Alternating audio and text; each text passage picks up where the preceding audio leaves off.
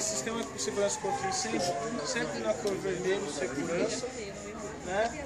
As tubulações elas podem ser usadas em aço, né? Como é o caso aqui do ETEC, em cobre, né? E recentemente o bombeiro liberou também o uso de tubulações em polipropileno, né? Que é uma espécie de um PVC. Né?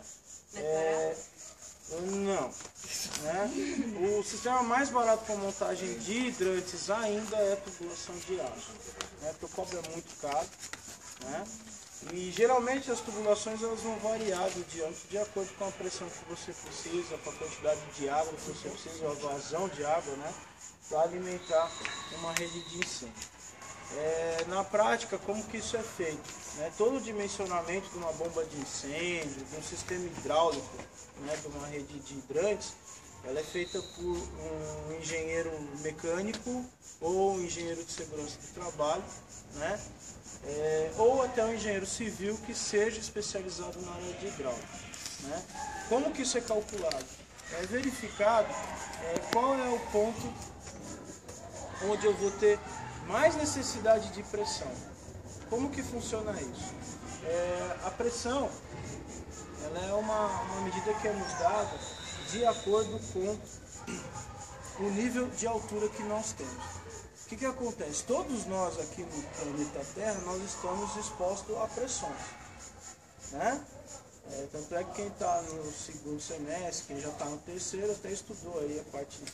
Quem está no segundo vai estudar ainda, né? Mas quem está no terceiro teve lá pressões anormais, né? Onde quanto mais baixo a gente fica, o que acontece com a pressão? Aumenta, e quanto mais alto, a pressão diminui. Né? Em mecânica de fluidos, que a gente chama, a coisa acontece mais ou menos assim.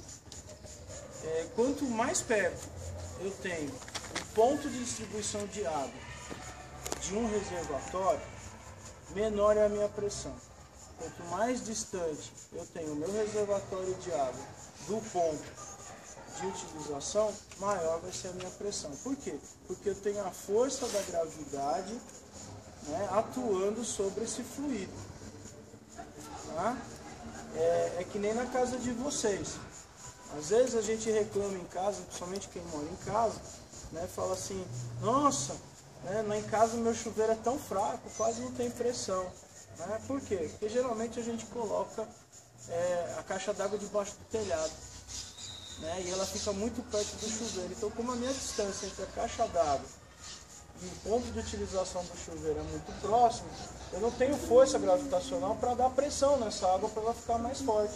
Tanto é que se alguém aqui mora em casa que tem 2 ou 3 andares, vocês vão ver que geralmente o chuveiro lá do de baixo é o melhor para tomar banho. Descobri isso essa semana, né?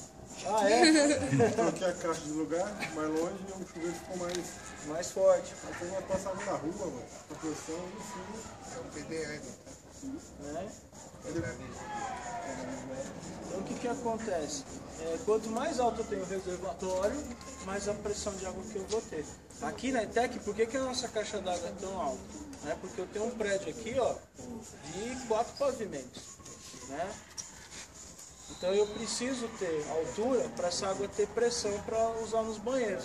Se vocês forem ver, vocês subirem no quarto andar e abrir as torneiras do quarto andar, do terceiro e do segundo e daqui de baixo, vocês vão ver que conforme vocês vão descendo, a força da água na torneira vai ser maior.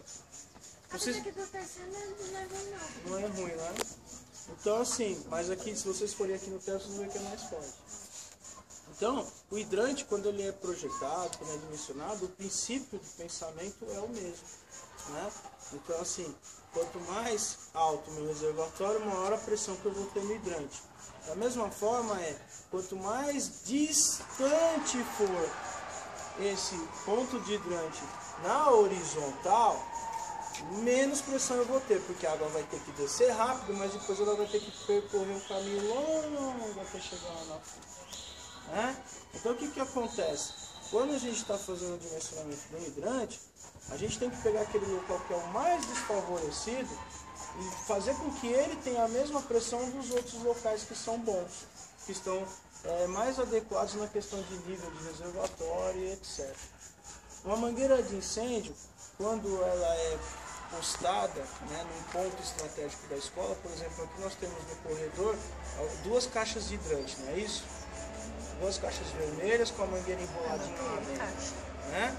Essa mangueira desenrolada e ligada no sistema de hidrante, ela tem que ter capacidade de chegar em qualquer ponto da edificação na área de cobertura dela. Então, por exemplo, quem tem aula no primeiro semestre que está nessa salona grande aqui do fundo, né?